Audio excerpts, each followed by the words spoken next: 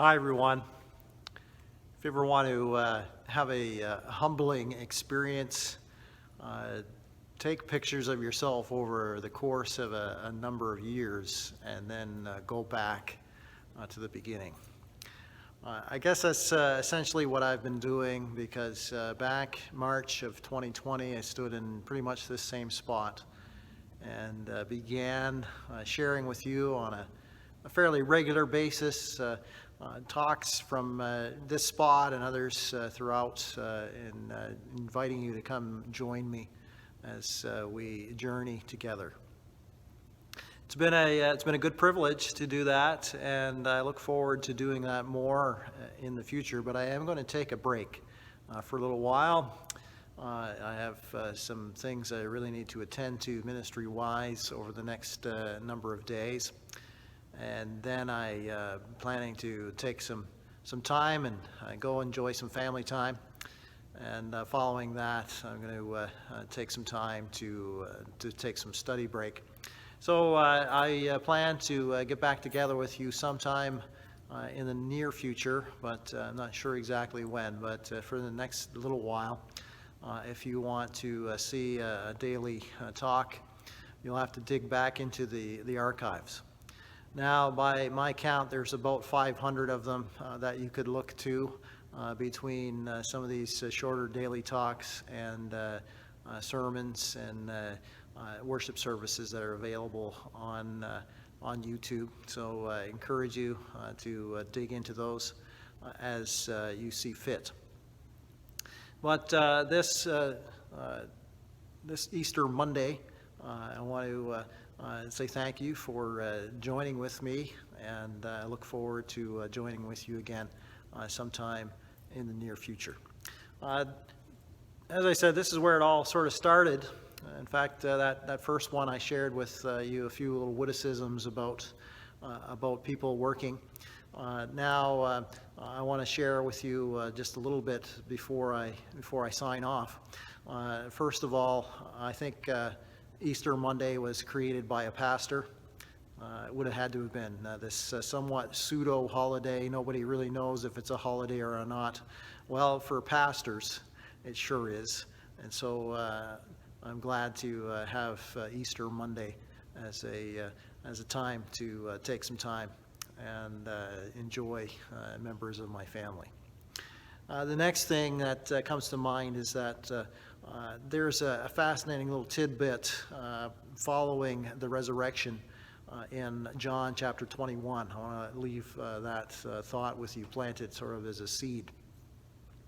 In John 21, we're told that Jesus manifested himself 3 times to the disciples following the resurrection. And if you know fishermen the way that I know fishermen, to get them to tell a story straight may take some reinforcement. Yet those fishermen were unified in their knowledge and in their story that he was alive, that he was risen, and that he was alive because they saw him with their own 2 eyes, not once, not twice, 3 times. And we're told that Jesus showed himself many times to many people, that there were many eyewitnesses in those days between his resurrection and his ascension. So take it from them. Jesus is alive. And take it from me as well.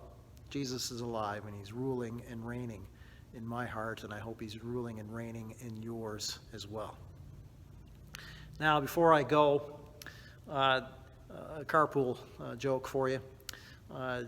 There were 3 guys. They decided that they would be smart and that they would get together and share the ride between their hometown and the town next to them where they worked. It was a great idea. Why didn't they think of it sooner? They all came to the conclusion as they made their way to work the first day and enjoyed each other and had a good time making their way to work. And they were thinking of all the gas money that they were saving with the high gas prices. Why didn't they think of this sooner?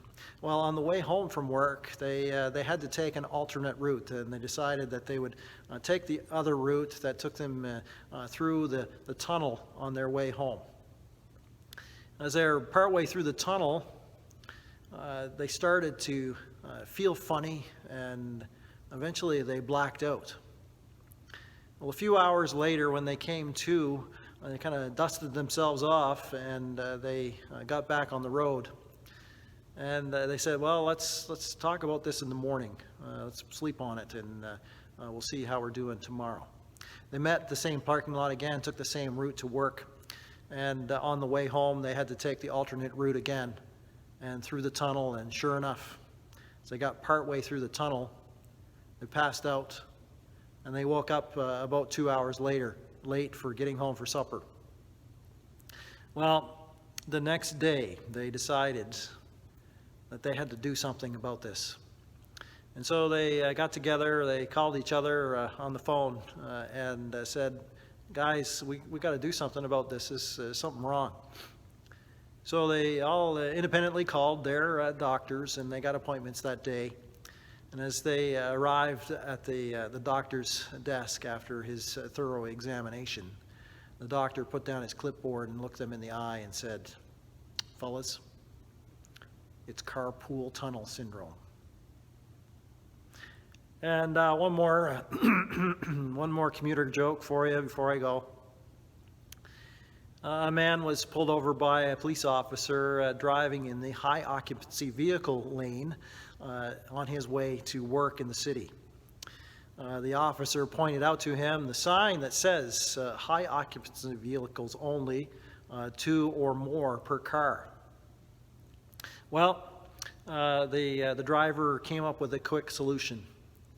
He said, well, you know, because of the COVID restrictions that we've been under, I had to maintain social distancing. My second passenger is in the car behind me. Hope you're having a great day. God bless you.